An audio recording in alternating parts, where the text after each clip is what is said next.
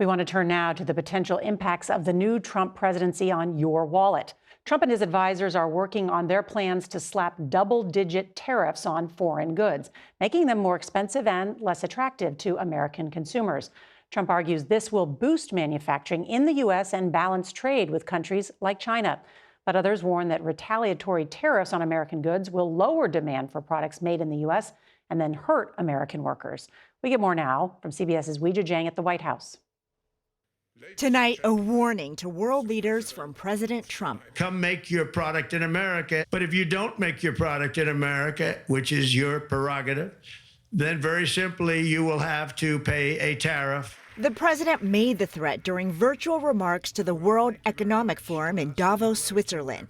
It did not sit well with everyone in the audience, including the head of the World Trade Organization. If we have tit-for-tat retaliation, whether it's 25%, tariff 60%, and we go to where we were in the 1930s, we are going to see double-digit global GDP losses. Double-digit.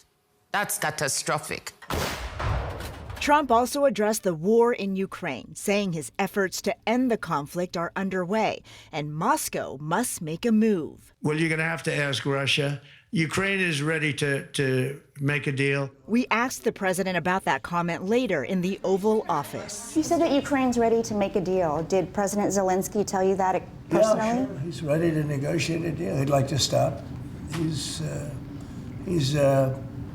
somebody that lost a lot of soldiers, and so did Russia. Here at home, a blow to one of Trump's executive orders to end birthright citizenship.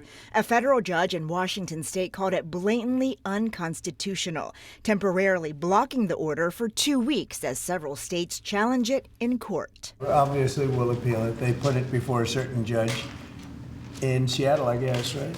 And there's no surprises with that judge. And Weijia Jiang now joins us from the White House. Weijia, I do want to ask you about that executive order that the president signed today declassifying the files on the assassinations of John F. Kennedy, Robert F. Kennedy, and Martin Luther King. What can you tell us about that?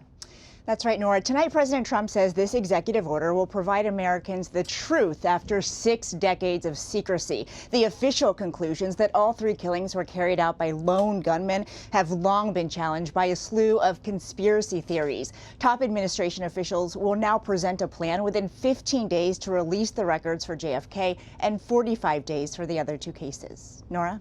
All right, we'll be watching. Weijia Jiang, thank you. And a programming note, this Sunday, Vice President J.D. Vance sits down with Margaret Brennan for his first interview since taking office. That is this weekend on Face the Nation.